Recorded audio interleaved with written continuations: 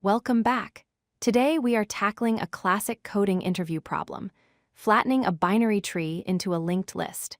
This challenge tests your understanding of tree traversals and pointer manipulation. By the end of this video, you will understand how to transform a complex hierarchy into a linear structure efficiently.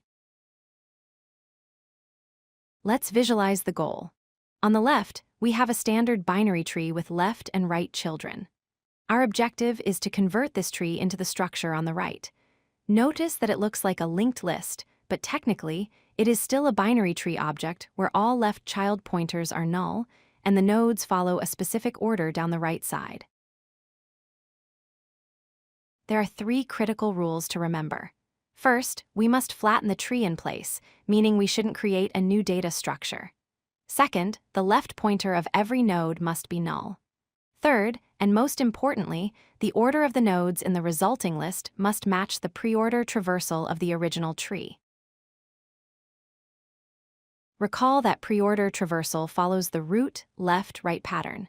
In our example here, we visit the root 1, then the left child 2, and finally the right child 3.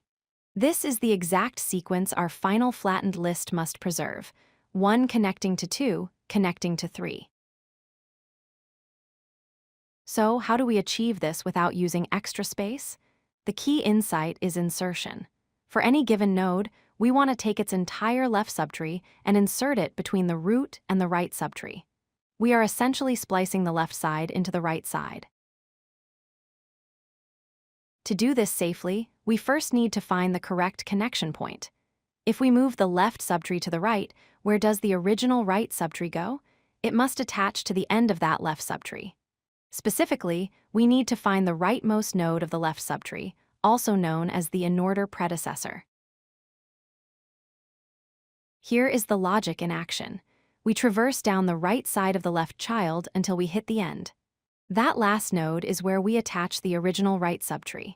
In code, we simply set the right pointer of that predecessor node to equal the current root's right child.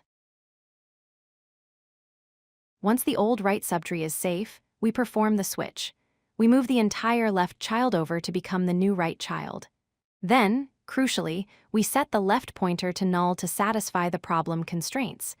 We then move to the next node and repeat the process. Here is the complete solution in Java.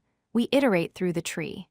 If a left child exists, we find its rightmost descendant, attach the original right subtree there, move the left child to the right, and nullify the left pointer. This elegant approach avoids using a stack or recursion depth. Let's analyze the performance. The time complexity is big O of n because we visit every node. While finding the rightmost node adds some steps, each edge is traversed a constant number of times on average. The space complexity is big O of 1, as we are modifying pointers in place without allocating new nodes or using a recursion stack. Before you submit, consider these edge cases. If the root is null, return immediately.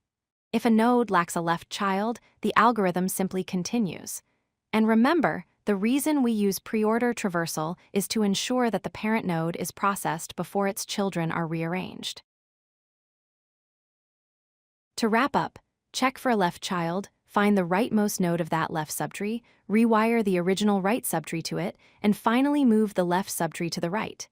This powerful technique, often related to Morris Traversal, is a fantastic tool to have in your coding arsenal. Thanks for watching and happy coding. If you like this video, hit that like button and don't forget to subscribe. Visit codelucky.com for more such useful content.